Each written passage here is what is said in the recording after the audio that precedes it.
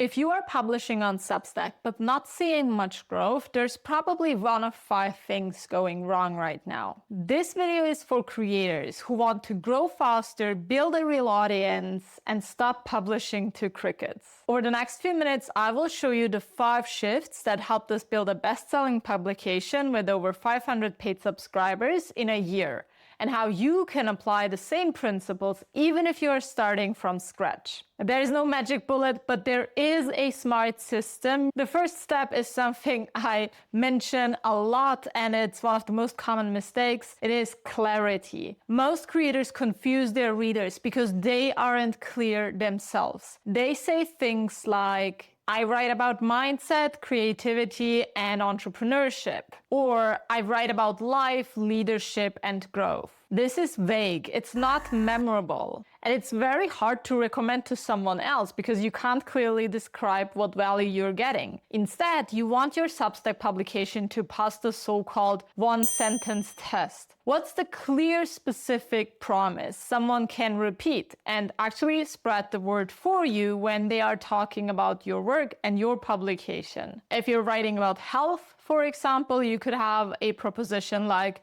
simple daily habits to manage stress and boost energy, or training tips for busy professionals over 40. The more specific this one sentence is, the better, because more specificity means that you are more clear about who you are attracting. So I really encourage you to come up with that one-liner that describes your work as specifically as possible, and put that one-liner on your About page, into your welcome email, and anywhere where a new audience member might discover your work. The second mistake you might be making is not creating enough entry points. Most writers I see are creating one long-form post per week on Substack, and that means you only have one chance a week for someone new to discover you. Now compare that to a creator who is publishing notes every day, or who is showing up in the chat threads or joining collaborative posts. These people are creating a dozen new entry points every week, and each entry point is a chance for you and your work to get noticed and appreciated. If you want to grow, you need to knock on more doors.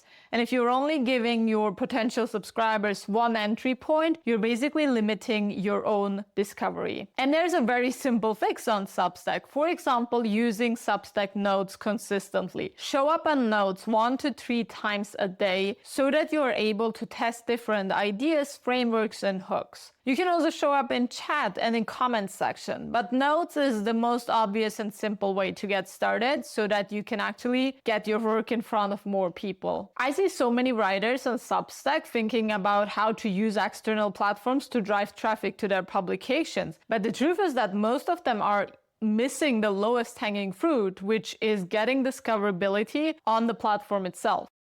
The third possible mistake is that you are not creating shareable moments, because most writers write for their own existing subscribers. But if you want to grow, if you want to reach more people, you need to write for other subscribers' networks too, because if they share your work, you are getting more visibility. And people share posts when they feel seen, smarter, inspired, or like they are helping someone else. And your job is to create those shareable snippets, those shareable moments. And here's how. Add a powerful takeaway or a quotable line into your posts on purpose. These are the snippets your audience will be most likely to restack and share on their own profiles. You can also share a lesson you learned the hard way and let others see themselves in your story. The more relatable you are, the more people will actually be able to connect with you and possibly share your work because they will feel like it's been genuinely helpful to them. What you can also do is using simple visuals or frameworks that others want to bookmark and reuse. Whenever I see something and I feel like, oh, that's been genuinely useful, I don't want to forget about it, I'm going to save it in some shape or form. And the more your content gets saved, the more memorable it is. And the truth is that people don't share entire articles or newsletters. They usually share tiny snippets they found genuinely useful and exciting. When I am writing long-form posts, I intentionally think about sentences or lines that I think my audience will highlight. So if I envision my article being part of a book, I think about what would be a line or a sentence or a statement where someone would literally grab their highlighter and mark that specific section. Personally, I love to annotate, I love to highlight. My books are always full of post-it notes.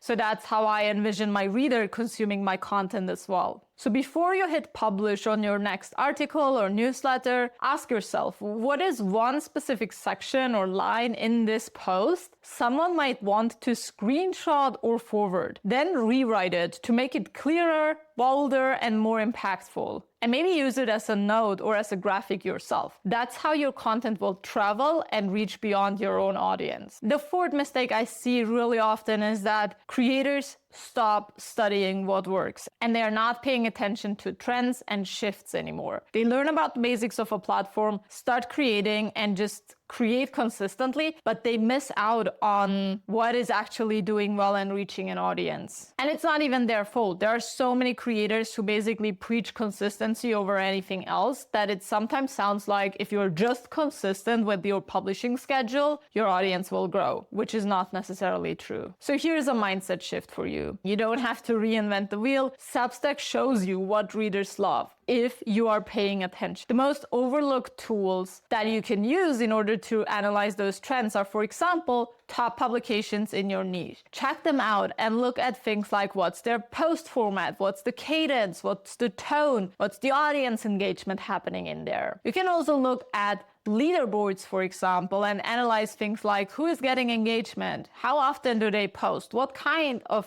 content are they posting. You can even go into chats and analyze which chat messages from publications are getting the most replies. What is the style? What is the engagement method people are using? This is all available for you and it's available for free. All you have to do is invest some time and check out the best practices happening in your industry so that you can replicate what is already working for others. You can also look at your recommendation analytics, for example, and you can check out which publications are sending you the most subscribers.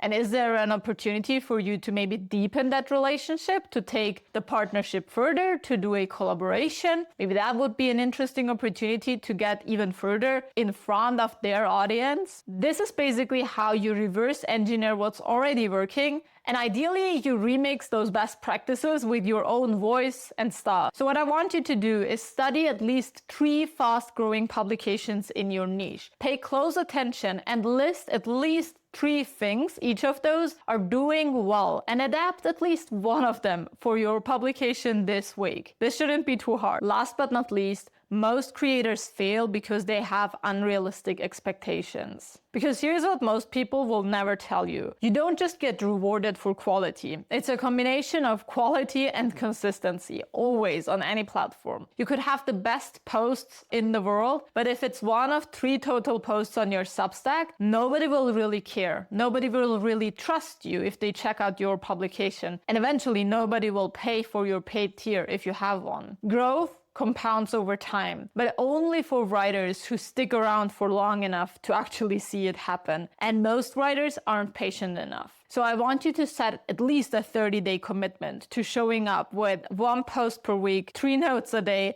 and at least 1 new conversation per day. And evaluate after that commitment, not before. And 30 days is still a very small window. So those 30 days are just your starting point. The truth is that building a reliable, sustainable creator business takes years for anyone. If you ever see someone growing an audience from scratch within just a couple of weeks or months, that is an outlier. It is not the norm. And that's because an audience is built on trust, and you don't build trust quickly. You build it over time. And if you don't give yourself at least a year of time to explore, to learn, and to improve, you're basically ruining the odds of your audience growing. Just like any other profession, building an audience and building a digital business takes time. It takes time to learn the skills. It takes time to familiarize yourself with the platforms and tools that are out there. And it takes time to build trust. and you cannot rush this process. You can show up consistently, you can do the best possible work, you can try to consistently improve with every single piece of content you publish, but it does take time and patience.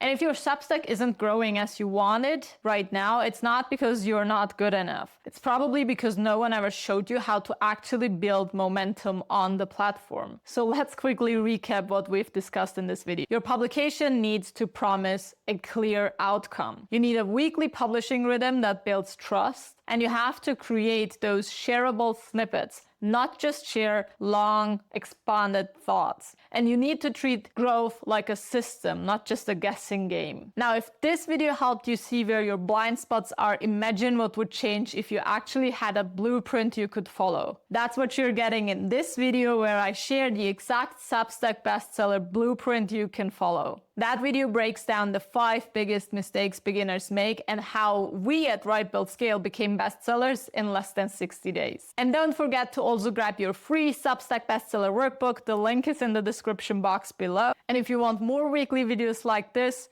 hit subscribe, and I'll see you in the next one.